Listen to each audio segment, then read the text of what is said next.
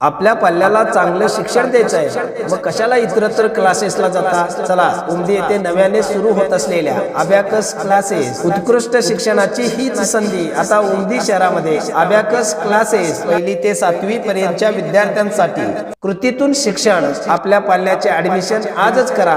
लहान मुलांना कृतीतून शिक्षण देणारी ही अबॅकस क्लासेस प्रथमच आपल्या उमदी शहरामध्ये बसवेश्वर चौक, नडगट्टी कट्टा, गंगाबाई कॉम्प्लेक्स, तळमजला, उमदी.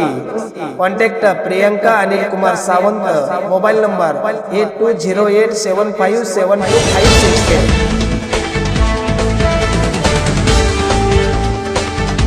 नमस्कार, मी सुभाष कोकळे.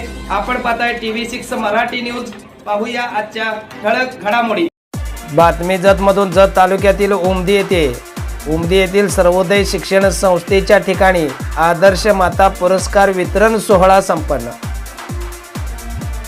महात्मा विद्या मंदिर हायस्कूल व ज्युनियर कॉलेज उमदी येथे क्रांतीज्योती सावित्रीबाई फुले यांची जयंती व बालिका दिनाचे औचित्य साधून सर्वोदय शिक्षण संस्था उमदी यांनी मातोश्री कैलासवासी सौ चंद्रभागा कल्लाप्पा होर्ती यांच्या स्मरणार्थ आदर्श माता पुरस्कार वितरण सोहळ्याचे आयोजन करण्यात आले. या कार्यक्रमाच्या अध्यक्षस्थानी सांगली जिल्हा परिषदेच्या माजी अध्यक्षा रेश्माक्का होर्तीकर, तर प्रमुख पाहुणे म्हणून ओंकार आश्रम जमखंडीच्या मातोश्री श्रीदेवीताई उपस्थित होत्या. तसेच या कार्यक्रमात माननीय श्री SK होर्तीकर, कुसुमताई पाटील, मलकावा बिराजदार, सुवर्णाताई होर्तीकर, सुरेखा होर्तीकर प्रमुख मान्यवर उपस्थित होते.